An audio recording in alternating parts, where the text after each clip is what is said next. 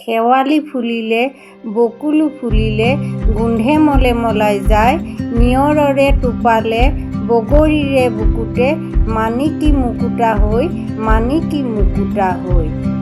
কাঞ্চনৰ আখলৰ পৰা সকলোকে নমস্কাৰ জনাই আজি বনাবলৈ লৈছোঁ ডিমৰ লগত শেৱালি ফুলৰ ভাজি।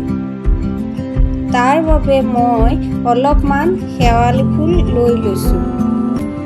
কেইবাবাৰো ফুলখিনি ভাল ধৰণে পানীত জুবুৰিয়াই ধুই ফুলত লাগি থকা বালিখিনি আঁতৰাই টানকৈ হাতেৰে চেপি লৈছোঁ।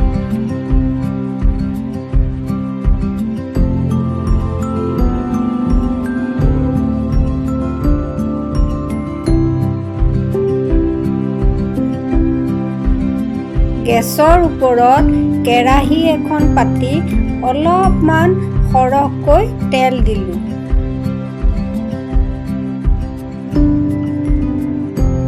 তেলখিনি গৰম হ'লত অলপমান সৰহকৈ কাটি ৰখা পিঁয়াজখিনি দিলোঁ।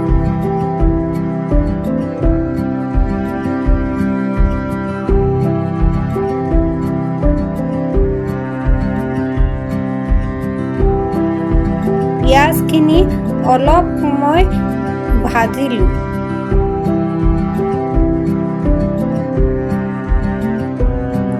অলপ সময় পাছত বটি ৰখা নহৰু আদা আৰু কাটি ৰখা কেইটামান জলকীয়া দি ভাল ধৰণে মিহলাব ধৰিলোঁ। আদা নহৰুৰ কেঁচা গোন্ধটো যোৱাৰ পাছত আন্দাজমতে নিমখ, ৰংটো ভাল হ'বৰ বাবে অকণমান চেনি আৰু হালধি দি পুনৰ মিহলাব ধৰিলোঁ।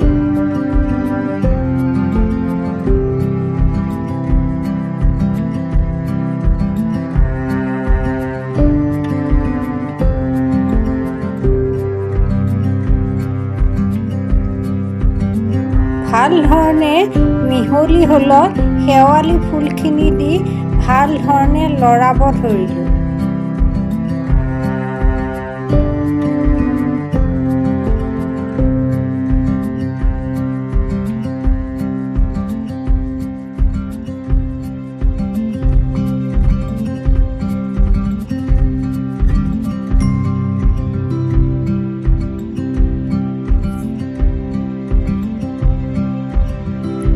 অন্য হাতে এটা বাটিত 3টা ডিম ভাঙি অকণমান নিমখ দি ভাল ধৰণে ফেটি ল'লোঁ।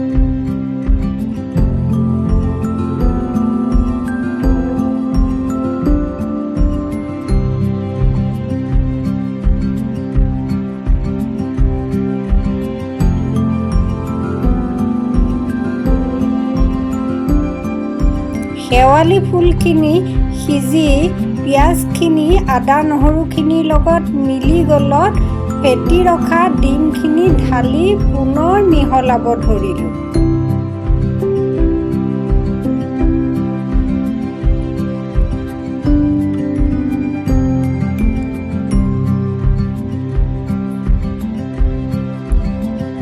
এয়া দেখিলেনে, আজি আমাৰ শেৱালি ফুলৰ লগত ডিমৰ ভাজি হৈ গ'ল।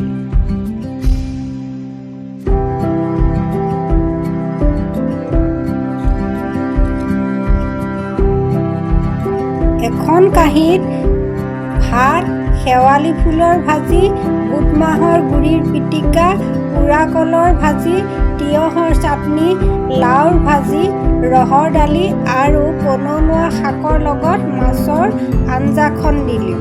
ভিডিঅ'টো ভাল লাগিলে লাইক, শ্বেয়াৰ আৰু কমেণ্ট কৰিব।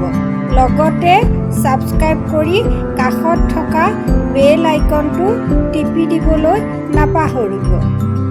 ধন্যবাদ।